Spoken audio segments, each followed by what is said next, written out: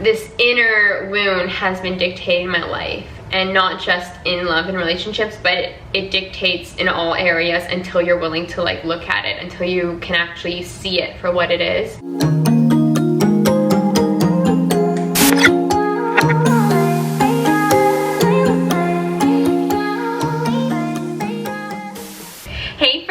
Here, welcome to another episode in November, which is when I do 30 videos in 30 days. Today's theme for Thursdays is Real Talk Thursday. So this is where I get in depth about personal growth, things that I'm going through in my life, and get quite vulnerable with you guys. So yeah, in today's video, I'm going to be opening up about something that I've been presently healing and working through in my journey, and that is the wound of being unlovable. So this can be also related to that not good enough wound that might show up for people in different ways, but I'm really going to go into the depths of what this has looked like for me and how I'm actively healing it. So without further ado, let's get started.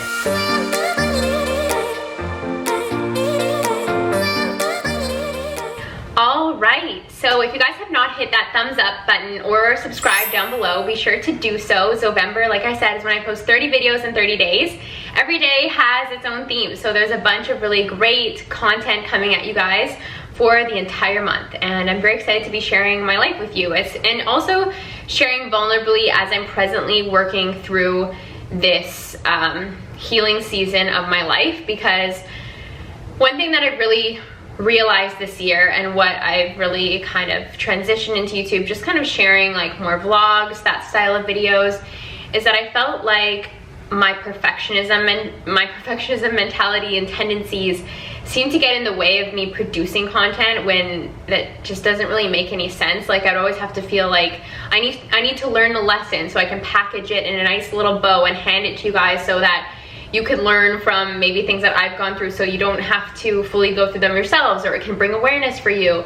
But I do believe that there is such power, such beauty in me just sharing raw about what I'm going through, because at the present time of filming this video, this wound is not something that's healed. It's in the healing process, but it's not healed, and I intuitively kind of feel like I'm gonna be here for a little while. So yeah, let's get into it. So as you can tell from the title, this video is about the deep unlovable wound. And the thing about this wound is that as I went through my IPEC coaching journey to be certified as a life coach, I had to do a lot of gutting of myself, right? I had to get to my inner stories, my inner narratives. I had to learn so much about myself and my wounds, and I brought so much to the surface, and that was last year. And so I did go through a lot of personal growth, and I became aware of, yes, this not good enough that seems to just like perpetuate thoughts and withhold me from taking action or create fears. But deeper than that is the wound. So if ever you're experiencing thoughts that don't feel good, and they can be negative self-talk, right? So if you ever notice your brain saying something like, oh, you always suck at that, or you're never good at that, or they'll never like you because of XYZ about you, or you're not pretty enough, you're not attractive enough.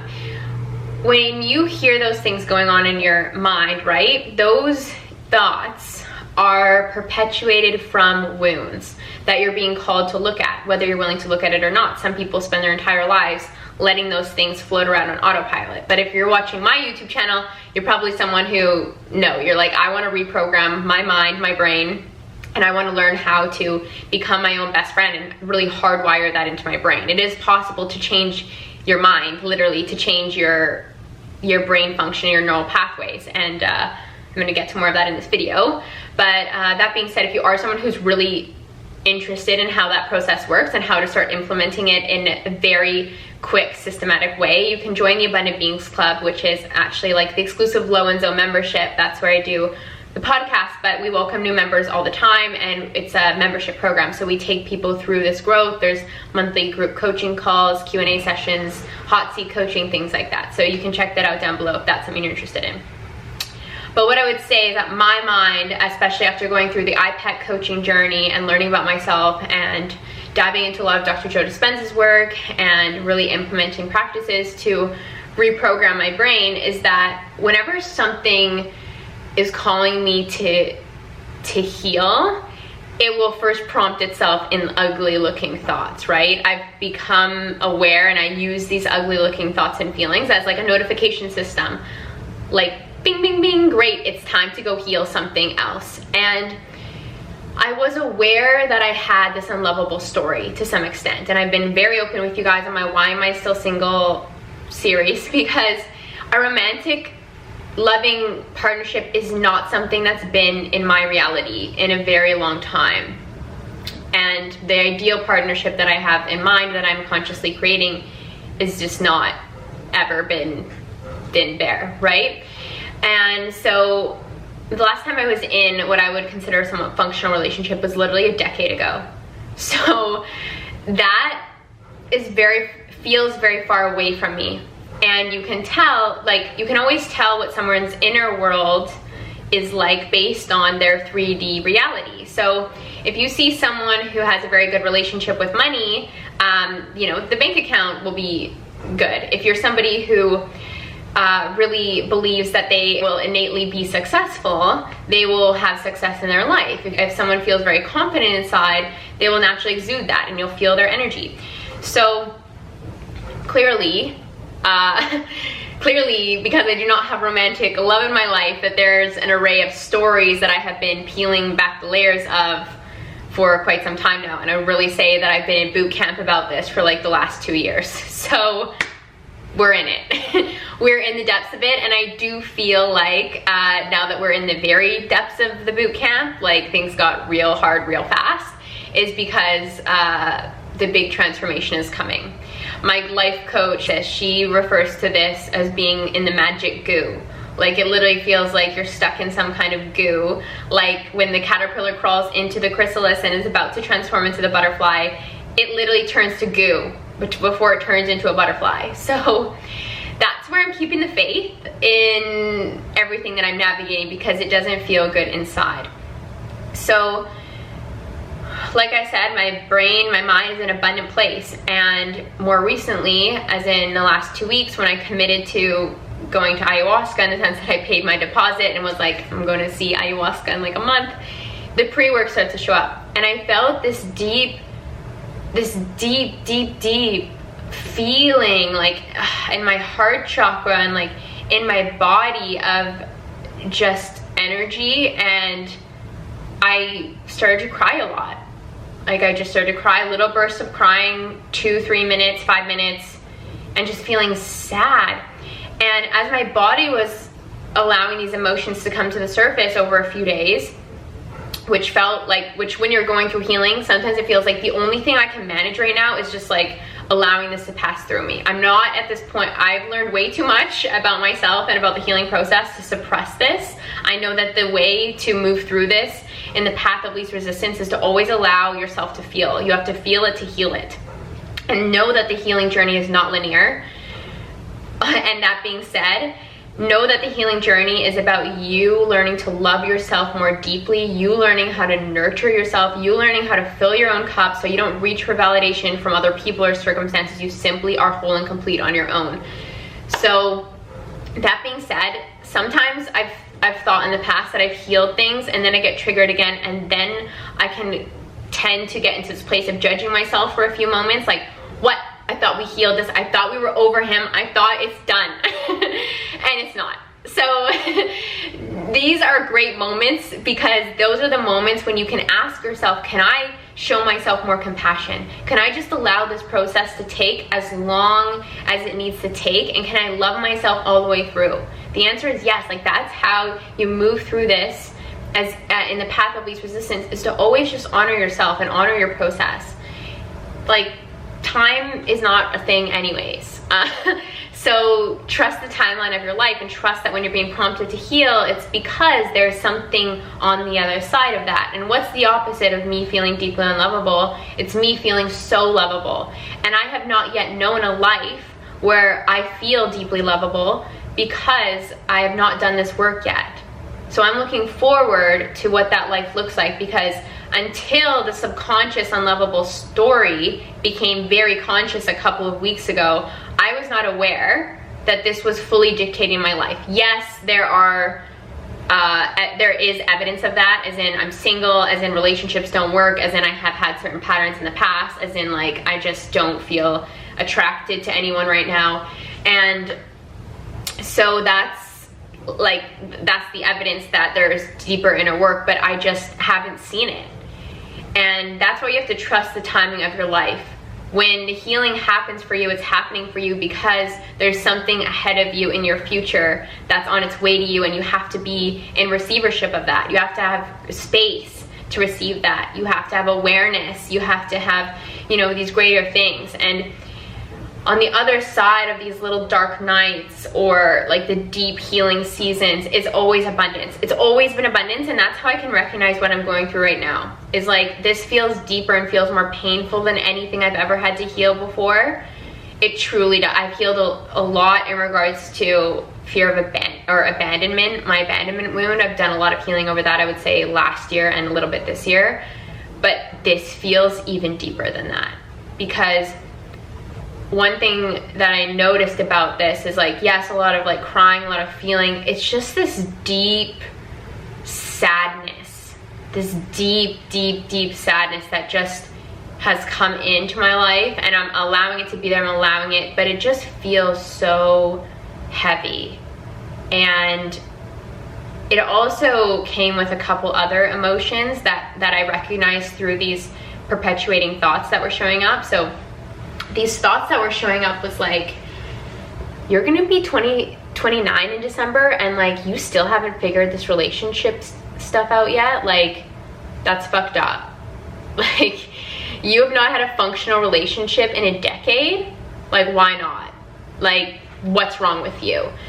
You know, like I just felt like such reflection. I would say like, yes, it's probably because it's the end of the year. Yes, because of ayahuasca. Yes, because I have a birthday that's coming up, and that also is like end of the year, and it demands like reflecting on where I've been. And it just, I felt ashamed and embarrassed. I had this deep ashamed feeling arise, like, wow, you have not figured this out yet. That's embarrassing. The entire internet knows all your dating problems because I share so vulnerable with you guys, and it was targeting my vulnerability. Like, no one wants to be with someone who like shares that much about their lives like on the internet. Like, no, oh my god, like I was just getting beat up by these thoughts that I'm telling you, like, it was like my mind's all like, you know, focusing on the positive, consciously creating the future. And then as soon as this wound started to like fully arise, it was like, whoo, it was like all the thoughts, and I was like in it. And I've been somewhat in it for like 2 weeks now. I feel like a much more positive state of mind, and I'm just reprogramming consciously the thoughts. But it's heavy stuff to feel the energy of like shame or like embarrassment or like questioning the way that you've just been, because it's all you know. And so that's why I say this is the deepest wound that I've had to heal yet. One, because it's taken so long. Like, as in, like, I've been here for 2 weeks now, feeling like relatively the same, allowing myself to cry all the time and just allowing it to be. But it's really beautiful because I see this new side of myself that's very nurturing. That's like, it doesn't matter how long this takes. Like, I'm here with you, Zoe. Like, I'm here with you. If we need to cry and we need to hug ourselves and fall asleep like that, like, that's fine. If we need to, you know, sit in meditation and cry, you know, we're going to do ayahuasca at the end of the month, whatever it takes, we're here for it. And in the past, I used to judge myself so much about the things left unhealed, like those triggers when they would pop up. But now I have this deep compassion. Like, it's okay that you're turning 29 next month and you haven't figured it out. There's nothing wrong with you. It just has never been the right time to heal. And like, the thing is, you guys, is like, I've spent the majority of my life, or like my 20s, have just been about me doing all the things I wanted to do. It was about me getting or finishing university, finishing my postgraduate, getting a corporate job, navigating the corporate world, learning all the skills I wanted to learn, starting a YouTube channel, moving to Italy, traveling the world. Like, I was not focusing on the aspect of relationships. It was a thing that would kind of pass through here and there, but I was just focused on getting to know myself, and that's been the gift of my 20s. And so when I think about the thoughts that have been arising around shame, and I look at them objectively, I'm like, you have so much time. Like, we are in no rush. Like, we are very happy at the Hotel California living our lives, and whenever someone wants to come into our life and make it, like, I truly believe that the partnership that I'm calling in, that will come for me in my life, that is on the other side of this unlovable healing journey, is the love that just amplifies my life, that everything is just amplified. Like, I already feel super abundant when I'm not in the trenches of the wound, but like, I just love my life. Like, but I can even sit here now and I'm like, I love my apartment, I love going to school full time, I love my business, I love coaching, like, I love my friends. I have a very abundant life. Like, there's nothing lacking. So that's why if a romantic partnership is going to come into my life, it's got to be something that just amplifies everything and just makes my life even more abundant. And so I know that's what I'm calling in. But that type of call in requires this like deep work, because I have to make space for that. I have not had space for a relationship, thus the relationship has not been here. Thus, like, you know, this, it's just not a thing. Thus, like, I've attracted, you know, guys into my life who have reflected back patterns or have taught me lessons more about myself so that I can learn. But now it's like, now I know that it's not a matter of like the next guy coming in to teach me lessons. It's like, okay, we've had the guys, we've had the lessons, and now this is you. Like, you're gonna finish this off. That's why I'm saying, like, the lessons, the stories that I've had, like, no one wants to date a YouTuber, like, even like, you're too vulnerable, like, as in sharing your life online, nobody wants that.